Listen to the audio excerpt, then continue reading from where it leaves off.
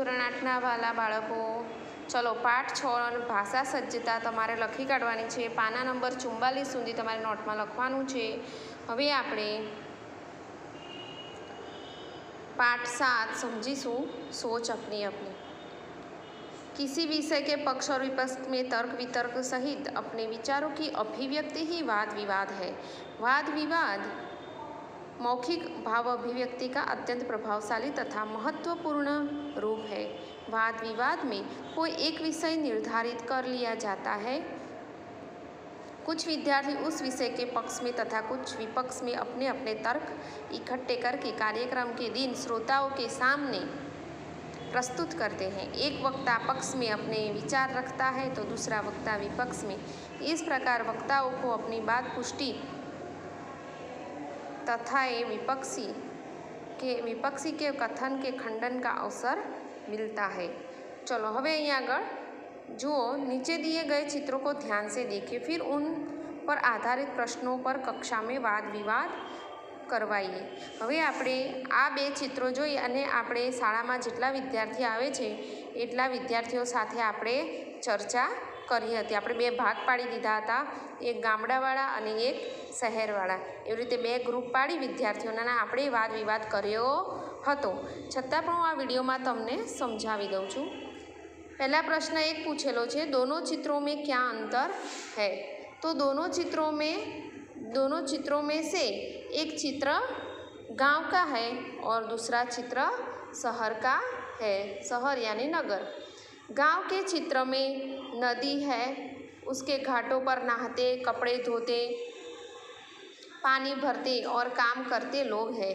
गांव में कच्चे घर है, लोग मामूली कपड़े पहने हुए हैं, लेकिन गांव में बड़ी शांति का वातावरण है.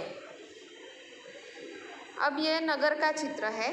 तो नगर के चित्र में चौड़ी और दो तरफा सड़क है.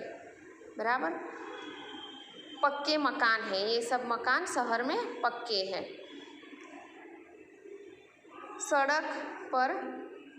सड़क दिख रही है आपको?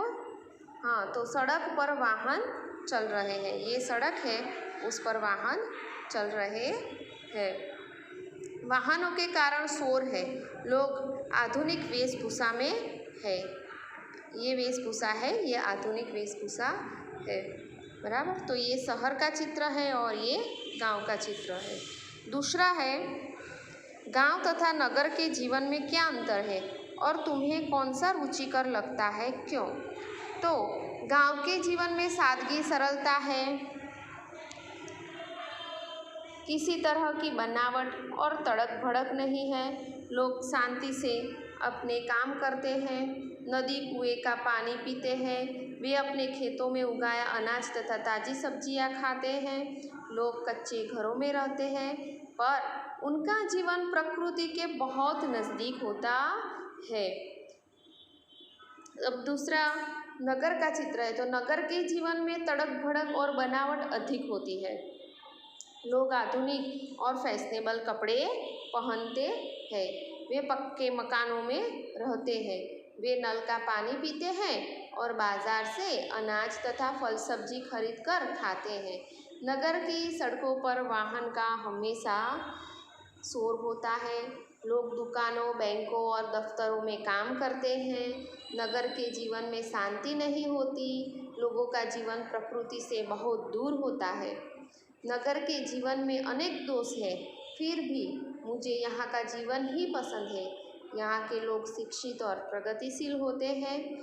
नगर में अच्छे स्कूल और कॉलेज होते हैं. इनके कारण मनपसंद शैक्षणिक योग्यता प्राप्त की जा सकती है. अनेक संस्थाएं, पुस्तकालय आदि व्यक्ति की योग्यता बढ़ाने में सहायक होते हैं.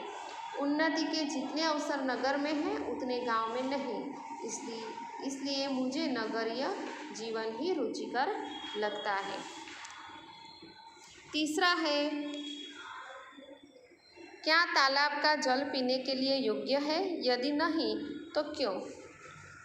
तो तालाब का जल पीने के लिए योग्य नहीं होता.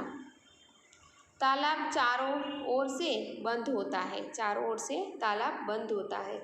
उसमें चारों ओर से बाहर की धूल मिट्टी गिरती है, पेड़ों के पत्ते गिरकर सड़ते रहते हैं, लोग तालाब के किनारे कपड़े धोते हैं, जानवरों को नहलाते हैं, बर्तन मांजते हैं और खुद भी नहाते हैं। यह सारी ज़िंदगी तालाब के जल को दूषित करती है, गंदगी दूषित करती है। इस सब से क्या होता है, तालाब में गंदगी होती है, इसलिए वो पानी दूषित हो जाता है और वो पीने से हमें क्या होता है, हैज़ा, पैचिस आदि तरह तरह की जानलेवा बीमारियां होने की पूरी संभावना रहती है। इसलिए तालाब का जल पीने के योग्य नहीं होता। હવે છે नीचे दिए हुए मुद्दे के आधार पर विज्ञान वरदान या अभिशाप इस विषय के एक पक्ष और अपने विचार कारण सहित प्रस्तुत कीजिए। तो આપણે આ પ્રમાણે આપણે વર્ગમાં વિજ્ઞાન વરદાન યા અભિશાપ એ વિષય ઉપર આપણે ચર્ચા કરી હતી। બધા વિદ્યાર્થીઓના મંતવ્ય આપણે જાણ્યા હતા। તો હવે હું તમને થોડું એના વિશે આપણે વાદ વિવાદ કરી લઈશું, बराबर। विज्ञान वरदान या अभिशाप। तो प्रत्येक वस्तु के दो पहलू होते हैं। एक पहलू उसकी अच्छाइयाँ बताता है, दूसरे में उसकी बुराइयाँ दिखाई जाती है। विज्ञान को भी इस कसौटी पर कसे तो सबसे पहले उसके अच्छे पहलू हमारे सामने आते हैं। विज्ञान ने हमें कितनी सारी सुविधाएं दी है। विज्ञान ने हमें बिजली की खोज कर मानव जाति पर बड़ा उपकार किया है। ट्यूबलाइट, पंखे, AC, cooler, fridge, geyser, lift, बिजली से चलने वाली अन्य कई मशीनें हैं जो विज्ञान की अद्भुत देन है। और डॉक्टरी पेशे के तमाम उपकरण, एलोपैथी दवाइयाँ विज्ञान ने ही हमें दी है। टेलीफोन और मोबाइल हमें विज्ञान से मिले हैं। फिल्में और दूरदर्शन विज्ञान के ही उपहार है। कंप्यूटर देखकर तो विज्ञान ने आज की दुनिया को बदल ही डाला है। मोटर, बस, ट्रेन, हेलीकॉप्टर, हवाई जहाज आदि वाहन भी विज्ञान के ही दिए हुए हैं। विज्ञान के कारण आज मनुष्य अंतरिक्ष में पहुंच गया है। चांद की धरती पर उसने अपने कदम रख दिए हैं। विज्ञान के इन अनमोल वरदानों के कारण मानव आज धरती पर ही स्वर्ग के सुख लूट रहा है। इन सब वैज्ञानिक आविष्कारों के साथ ही विज्ञान ने बंदूक, पिस्तौल, परमाणु बम और जैसे हिंसा और विनाश के साधन भी हमें दिए हैं।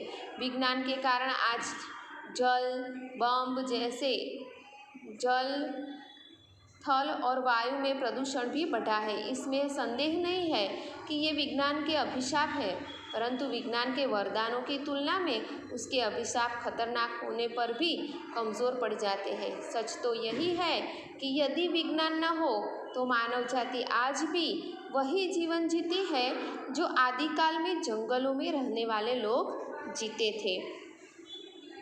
इसलिए हमें विज्ञान को वरदान और आधुनिक वैज्ञानिकों का आभार मानना चाहिए। उनके प्रयत्नों से ही हमें ये वैज्ञानिक सुविधाएं मिली है।